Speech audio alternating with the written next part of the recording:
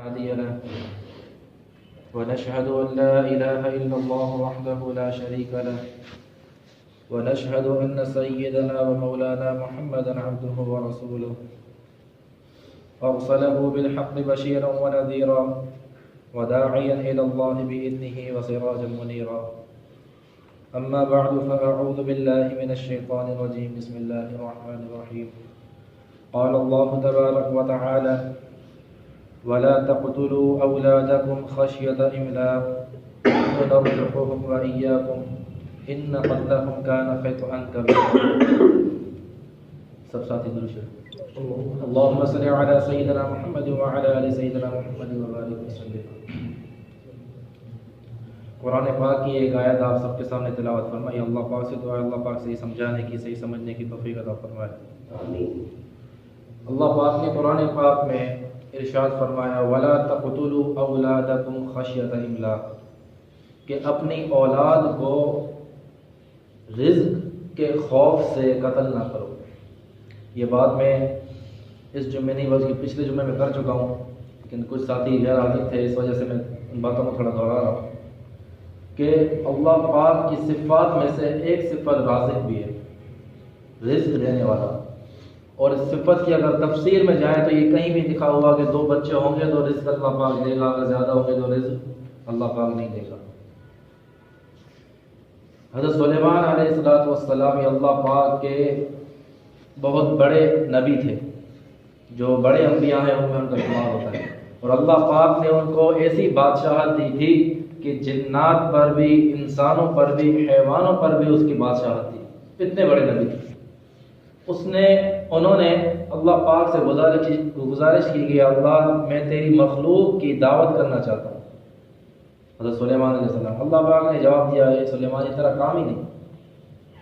تو انہوں نے اصرار کیا، اللہ پاک نے اجازت دے دی. اب سارے جنات انسان جو اس کی مملوک میں تھے سب نے دعوت کے لیے کھانا پکانا شروع کر دیا. 6 مہینے گزر گئے، وہ کھانا پکاتے رہے. اور حضرت سلیمان علیہ السلام نے ہوا کو حکم دے دیا کہ ہوا اس حساب سے چلے کہ کھانا سوکھ نہ جائے، کھانا خراب نہ ہو جائے. اب جب 6 مہینے ہو گئے تو حضرت سلیمان علیہ السلام نے اللہ پاک سے کہا کہ یا اللہ میں نے دعوت کا جو طعام ہے وہ تیار کر دیا ہے، اب آپ اپنی مخلوق کو بھیجیں. اللہ پاک نے پوچھا کہ اے سلیمان میں زمین کی مخلوق کو بھیجوں یا پانی کی مخلوق کو بھیجوں؟ حضرت سلیمان علیہ السلام نے جواب دیا کہ اللہ پہلے پانی کی مخلوق کو بھیجو. اللہ پاک کے حکم سے ایک ویل مچھلی آئی اور 6 مہینوں کا کھانا ایک نوالا بنا کر کھا گئی. اس ویل مچھلی نے حضرت سلیمان علیہ السلام سے گلا کی کہ اے سلیمان آج تو نے مجھے بھوکا مار دیا، میرا رب مجھے روز 3 نوالے سے کھلاتا.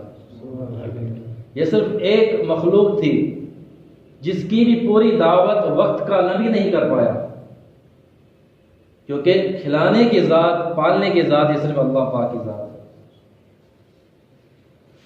اللہ پاک نے اس خوف سے اولاد کو، جس کو ہم آج کے دور میں ایبورشن کہتے ہیں، ایبورشن کرانے سے منع کیا، کیونکہ ان کو رزق میں دوں گا. اللہ پاک آگے فرماتے ہیں نحن نرزقهم وإياكم، میں تمہیں بھی رزق دیتا ہوں ان کو بھی رزق دوں گا، رزق تمہارے ذمہ نہیں ہے.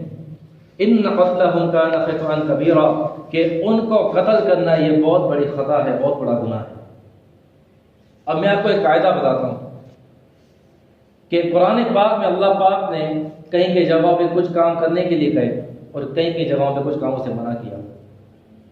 اب ایک قاعدہ بتاؤں کہ ایک ہی آیت میں یا ایک ہی جگہ پر اگر 2 یا 3 کام کرنے کے لیے ہیں تو ان 2 یا 3 کام کرنے کی جو اہمیت ہوتی ہے وہ ایک جتنی ہوتی ہے. جیسے مثال دوں گا، اللہ پاک نے نماز اور زکوٰۃ کو کئی جگہوں پر ایک ساتھ فرمایا، اقیموا الصلاۃ وآتوا الزکاۃ، اقیموا الصلاۃ وآتوا الزکاۃ. تو اس وجہ سے نماز اور زکوٰۃ یہ دونوں کیا ہے؟ یہ فرض ہے. دونوں کی فرضیت ایک جتنی. زکوٰۃ اگرچہ ان پر ہے جن پر مال ہے، جن کے پاس مال ہے. اور ایک آیت میں اللہ پاک فرمایا حرم اللہ علیکم المیتۃ والدم ولحم الخنزیر وما اہل لغیر اللہ بہ، کہ ہم نے آپ پر خنزیر کے گوشت کو اور مردار کو اور خون کو اور غیر اللہ کے نام پر جو چیز دی جائے ان سب کو جو ہے حرام کر دیا۔ اب خنزیر کا گوشت جتنا حرام ہے اتنا ہی خون پینا یہ حرام ہے، اتنا ہی مردار جس کو ذبح نہ کیا جائے وہ پہلے ہی مر جائے وہ اتنا ہی حرام ہے، اور اتنا ہی وہ چیز حرام ہے جو ہم دیں اور کسی اور کی رضا کے لیے دیں، اللہ کی رضا کے لیے نہ دیں، اگرچہ وہ کوئی نبی کیوں نہ ہو۔ تو اسی طرح یہاں پر اللہ پاک نے اولاد کو قتل کرنے سے منع کیا، اور اسی کی اگلی آیت میں اللہ پاک نے زنا کرنے سے منع کیا۔ زنا کرنے سے بھی نہیں، بلا فرمایا وَلَا تَقْرَبُوا الزِّنَا إِنَّهُ كَانَ فَاحِشَةً، زنا کے قریب بھی مت جاؤ، یہ بے حیائی ہے۔ اور اس کی اگلی آیت میں اللہ پاک نے ایک بے قصور انسان کو قتل کرنے سے منع کیا۔ یہ تین حکم ایک ساتھ اللہ پاک نے فرمایا۔ اب اس سے آپ اندازہ لگائیں کہ ایک بچے کو پیدا ہونے سے پہلے ہی قتل کر دینا، یہ اللہ پاک نے اس حکم کے ساتھ ارشاد فرمایا کہ کسی ناحق وجہ سے کسی کو قتل کر دینا، مطلب کسی کا قتل کر دینا انسان کا اور بچے کا قتل دینا، یہ دونوں برابر ہیں، کیونکہ دونوں میں آپ کسی کی جان دے رہے ہیں۔ یہ تو ہو گئی قرآن کی بات۔ نبی اکرم صلی اللہ علیہ وسلم نے ارشاد فرمایا کہ تم نکاح کرو ایسے خاندان کی عورتوں سے جن میں بچے زیادہ ہوتے ہیں، ایسے خاندان کی عورتوں سے نکاح کرو جن میں بچے زیادہ ہوتے ہیں، کیونکہ قیامت کے دن میں اپنی امت کے کثرت پہ دوسرے انبیاء پر فخر کروں۔ یہ قرآن اور حدیث سے ہمیں پتہ چلتا ہے کہ جو آج کل پروپیگنڈا کیا جا رہا ہے کہ بچے دو ہی اچھے، یہ قرآن اور حدیث کے بالکل خلاف ہے۔ لیکن کچھ لوگ ایسے ہیں جو قرآن و حدیث کو نہیں مانتے، جن کو ہم لبرل کہتے ہیں، سیکولر کہتے ہیں، وہ قرآن و حدیث کو نہیں مانتے، وہ کہتے ہیں کہ بس سائنس کے مطابق ہمیں سمجھاؤ کہ کس طرح یہ خطرناک ہے۔ تو میں آپ کو سائنس کی رپورٹ پیش کر دیتا ہوں کہ صرف پاکستان اور انڈیا کے اندر جن عورتوں نے بچے روکنے کے لیے ٹیبلٹس لیے یا کوئی طریقے استعمال کیے، ان میں سے 50,000 سے زیادہ بچوں کو عورتوں کو یا تو کینسر ہوا یا تو فالج ہوا۔ یہ قدرت کے نظام کے ساتھ کھیلنے کا جو ہے انجام ہے۔ اور سب سے بڑی بات یہ کی جاتی ہے کہ جب عورت بچے زیادہ پیدا کرے گی تو اس کی صحت خراب ہوگی۔ اس کی مثال میں پہلے بھی دے چکا ہوں کہ جب عورت حاملہ ہوتی ہے تو سیدھی بات اس کو چکر بھی آتے ہیں، ان کو الٹیاں بھی آتی ہیں، جب ان کا بچہ جننے کا ٹائم آتا ہے اس ٹائم اس کو تکلیف بھی ہوتی ہے، لیکن جب بچہ جن لیتی ہے اس کے بعد بھی کمزوری ہوتی ہے، لیکن اس کے بعد جب وہ کھاتی پیتی ہے اور اس کی صحت مند ہوتی ہے تو بچہ جننے سے پہلے جتنی صحت مند ہوتی ہے اس سے زیادہ صحت مند بعد میں ہوتی ہے۔ یہ آپ کو میں تحقیق بتا رہا ہوں۔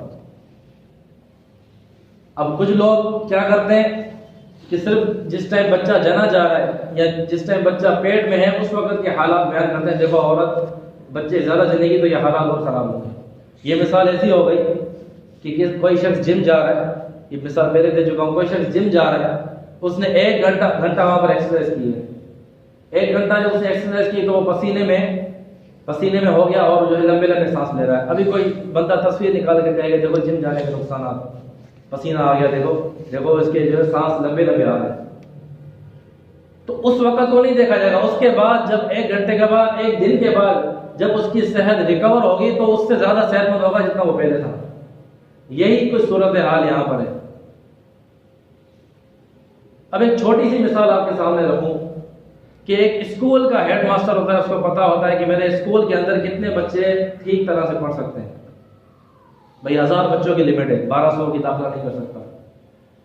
ایک فیکٹری کا مالک ہوتا ہے، اس کو پتا ہوتا ہے کہ میری فیکٹری کے اندر کتنے ملازم کام کر سکتے ہیں، 50 کر سکتے ہیں، 50 سے زیادہ کو بھرتی نہیں کرے گا۔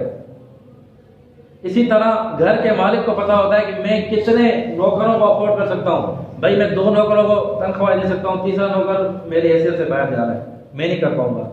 جب گھر کے مالک کو پتا ہے کہ میں کتنا افورڈ کر سکتا ہوں اور فیکٹری کے مالک کو پتا ہے کہ میں کتنا افورڈ کر سکتا ہوں، تو کیا کائنات کے مالک کو یہ بات پتا نہیں کہ میں کتنے بندوں کو پال سکتا ہوں؟ ہم روز نئے کوئی پروپیگنڈے کھڑے کر دیتے ہیں کہ ابھی پاکستان کی حکومت نیا قدم اٹھائے کہ ہم اس پر تحریک چلائیں گے کہ بچے زیادہ نہ چلے جائیں. یہ تحریک پہلے یورپین کنٹریز میں چلی تھی، اور آج ان کا حال یہ ہے کہ یورپ کے جو پارلیمنٹ ہے اس کے اندر ایک بندہ ہو کے چیلنج کرتا ہے کہ اگر 13 سال کی بچی کا ریپ ہو جائے اور وہ حاملہ ہو جائے، اس کے پیٹ میں بچہ ہو جائے، تو وہ کوشش کر رہا ہے کہ میں ایک قانون پاس کر رہا ہوں کہ وہ اس بچے کو نہ گرا سکے، کیونکہ بچے گرانے سے نقصان ہو رہا ہے. اب یورپ خود اس بات پہ آ رہا ہے کہ بچے گرانے سے ہمیں نقصان ہو رہا ہے. یہ جو تحقیق پہلے پیش کی گئی تھی 19ویں سینچری کے اندر، 19ویں صدی کے اندر یہ تحقیق پیش کی گئی تھی کہ اگر اسی طرح بچے جنتے گئے لوگ تو دنیا کی آبادی اگلے 100 سال میں دگنا ہو جائے گی. اگلے 100 سال میں دنیا کی آبادی دگنا ہو جائے گی، اور لوگ پانی پر، کھانے پر جنگ کرنا شروع کر دیں گے. اور جب جنگیں ہوں گی تو بہت سارے لوگ قتل ہو جائیں گے، پھر آبادی آدھی ہو جائے گی، اور پھر پانی اور کھانا سب پر پورا ہو جائے گا. ایک بندے نے تحقیق کی جس کو 19ویں سینچری کا جو ہے سب سے ہوشیار بندہ مانا گیا. جب 19ویں سینچری گزر کے 20ویں سینچری شروع ہوئی، یہ 21ویں چل رہی ہے، جب 20ویں سینچری شروع ہوئی، جب 150 سال گزر گئے تب بھی ایسا کچھ نہیں ہوا جیسا اس نے کہا. پھر ایک بندے نے اس پر کتاب لکھی اور اس کا عنوان دیا کہ یہ جھوٹا نبی، دا فالس پروفیٹ، کیونکہ یہ جو 100 سال 200 سال 300 سال کے بعد جو پیشن گوئی کی جاتی تھی یہ انبیاء کا کام ہے. وہ کرتے تھے، ان کی پیشن گوئی سچ ہوتی تھی. جب اس نے پیشن گوئی کی، اس کی پیشن گوئی خراب ہو گئی، تو اس نے جو جواب لکھا اس کا کہا کہ دنیا کی آبادی 2 گنا نہیں بلکہ 4 گنا زیادہ ہو گئی ہے، لیکن زمین اسی حساب سے وسائل پیدا کرنا شروع کر دیا زمین نے. یہ جو اللہ پاک نے فرمایا نا کہ میں آپ کو بھی رزق دوں گا، ان کو بھی رزق دوں گا، یہ بلا وجہ نہیں فرمایا. حضرت علی رضی اللہ تعالیٰ عنہ کے 16 یا غالباً 32 بچے